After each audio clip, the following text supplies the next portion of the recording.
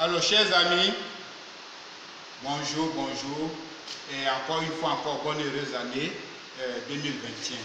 Et comme ça, j'ai dit Yako, tous ceux qui ont perdu des lapins dans ces temps-ci, voilà, avec cette histoire de, comment on appelle, la VHD, la maladie virale, qui a pu faire ravage en Côte d'Ivoire. Donc moi, il a dit Yako, Yako, Yako, voilà. Et je pense qu'on va, comment on appelle, utiliser nos erreurs pour pouvoir réparer, pour pouvoir utiliser ça à notre avantage. D'accord? Et je dis comme ça que nous ne disposons pas de, de vaccin en Côte d'Ivoire, de la maladie virale en Côte d'Ivoire. D'accord? Voilà, peut-être dans certains pays de la sous-région. D'accord?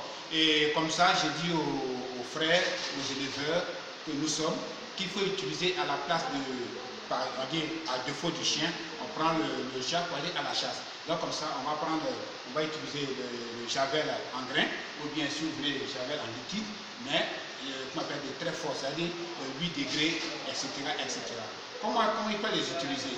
Il faut prendre le javel en grain, soit 1 kg, vous allez tuer, vous allez mettre dans un pot de tête 25 litres, 30 litres, et y ajouter de l'eau jusqu'à ce que le seau remplisse. Et vous allez mélanger jusqu'à ce que c'est cette, quand ça va se reposer, vous allez prendre l'eau qui est dessus, et puis pulvériser la ferme, la toiture, les murs, les accessoires de ferme, les cages, etc., etc.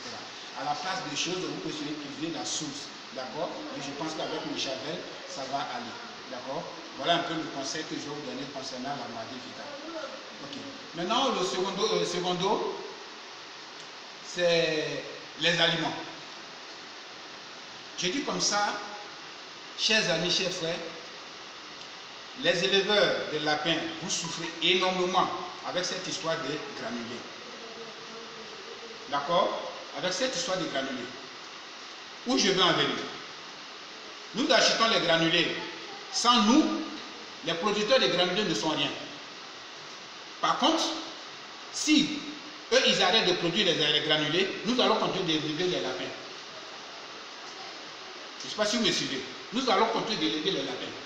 Nous ne sommes pas des clients Mazo. À ce que je sache, nous ne sommes pas des clients Mazo. Il y a des qui disent, mais attends, qu'est-ce qu'il est en train de dire là? On ne comprend pas. Vous allez comprendre. Chers frères, les éleveurs les producteurs de granulés, en plus de l'argent qu'on leur donne, ils tuent nos sujets d'une manière indirecte. Ils prennent cette histoire de moisissure comme un parapluie pour se protéger contre les éventuelles plaintes. Je viens toujours. On va se comprendre. Vous allez voir que nous achetons les granulés, mais ils ne nous disent jamais comment conserver les aliments. Ils n'écrivent pas sur les étiquettes, ou bien ils ne font pas de communication, ils ne font rien pour nous dire comment il faut conserver leurs aliments.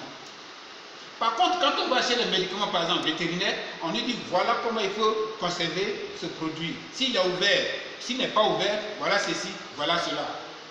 Mais il y a tous les médias, les réseaux sociaux, même les étiquettes qu'on met sur les sacs de granulés. Pourquoi ne pas mettre comment conserver les aliments? Ils disent 3 mois de conservation. 3 mois. C'est-à-dire que tu peux utiliser, si tu achètes des aliments, ça va faire 3 mois avec toi. De vous à moi. Qui a une fois acheté des granulés qui ont fait 3 mois avec vous, ça fait 500 mois. Qui? Non. Dites-moi, s'il y a une seule personne qui achète des granulés, soit 1 tonne, et puis les granulés ont fait 1 et 3 mois avec lui, sans que ça ne soit moisi, qu'il me dise, qu'il m'appelle pour dire, il m'appelle au 57, 65, 28, 59. Il me dit déjà, il a acheté des granulés, les granulés ont fait 3 mois avec moi, il n'a jamais eu de moisissure.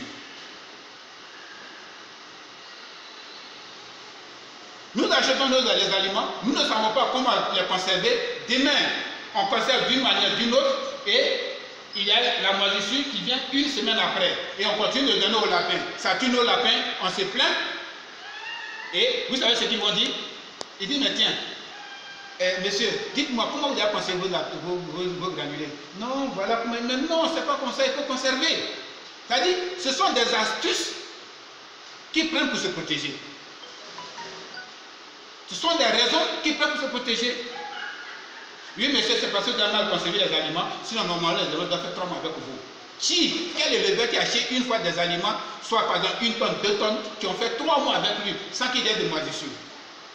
Attends. Donc, ils prennent ça, cette histoire de mauvaise conservation, pour se protéger. C'est-à-dire, même s'il y a une mauvaise composition et que ça tue tes affaires, ils vont dire non, c'est parce que tu as mal conservé les aliments. Nous ne sommes pas des clients maso. C'est nous qui faisons que ces maisons-là fonctionnent. Sans nous, ces maisons ne sont rien.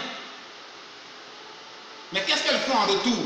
Pour pouvoir donner des informations chaque jour, ou bien des informations nécessaires pour la conservation, ou bien pour l'utilisation des granulés qu'ils fabriquent. Qu'est-ce qu'ils font? Tu n'as jamais vu une maison de production d'aliments à la télé, sur les réseaux sociaux, ou bien pour donner des conseils. Tout ce qu'ils donnent comme conseil, il faut payer. Ouais, on met comment on appelle des experts, voilà, et pour échanger avec eux, ils disent bon, pour suivre ta femme, voilà, on va donner tel nombre de francs. Mais donne-nous des conseils d'abord. Donnez-nous des conseils d'abord. Cher comment on appelle les clients, voilà comment nous allons utiliser vous allez utiliser les granulés. Voilà comment il faut les conserver. Voilà la température à laquelle il faut les conserver. Chers amis, nous sommes dans une situation vraiment difficile. Parce que ces aliments que nous achetons, à certains moments, ne nous rendent plus service. Au contraire, ils nuisent à nos projets. C'était là mon exposé du jour. D'accord? Merci beaucoup. Voilà la maladie virale. La maladie virale, qui est une maladie, d'accord, de nos jours qui tue nos lapins, voilà, d'une manière ou d'une autre. Voilà, ça peut être sous la forme silencieuse, comme ça. Mais cette maladie ressemble un peu à la maladie épisodique, EEM. Donc j'ai dit comme ça, pour tous ceux qui sont victimes de cette maladie, ou bien que cette maladie atteint, c'est-à-dire leur lapin est atteint de cette maladie, il faut faire très attention, d'accord? Et comme nous n'avons pas les vaccins, d'accord, utilisez sulfate 33. Sulfate 33%. D'accord? Sulfate 33%, vous prenez, on peut l'utiliser en injection comme en oral. Ça veut dire quoi? Vous pouvez l'utiliser, vous pouvez prendre des seringues, d'accord, des seringues, une seringue, et puis leur injecter 0,50 sur 5 à 6 jours. D'accord? Vous pouvez mettre en eau pour faire une boisson, c'est-à-dire vous prenez 5 ml pour 10 litres d'eau, 5 litres et demi pour 10 litres d'eau. Et comme ça, vous mettez dans les abreuvoirs et le mangez. C'est contre la coccidiose, contre l'infection mammaire, contre en tout cas pas mal de maladies. Mais ça protège le lapin de beaucoup de maladies, de la coccidiose, les infections cutanées, les mammites, etc., etc. Vous voyez un peu. Donc, utilisez sulfate 33, d'accord? Il coûte 50 centilitres, doit coûter dans l'ordre de 5 000, tout au plus 7 000 francs. Ça dépend de la maison d'accord? Voilà, donc entre 5 000 et 7 000 francs. D'accord? Chers amis, actuellement, avec cette situation dans laquelle nous nous trouvons, c'est-à-dire la mortalité des lapins, il faut aussi faire attention aux lapéraux qui meurent. Les lapéraux qui meurent en grand nombre, les lapéraux des jeunes lapins en salle d'engraissement. D'accord? C'est l'épisodique qui les tue. La maladie épisodique, qu'on appelle les EEM, qui les tue. D'accord? Cette maladie-là, c'est, disons, par moment, l'environnement, voilà, l'environnement, la nourriture qui n'est pas saine, etc., etc.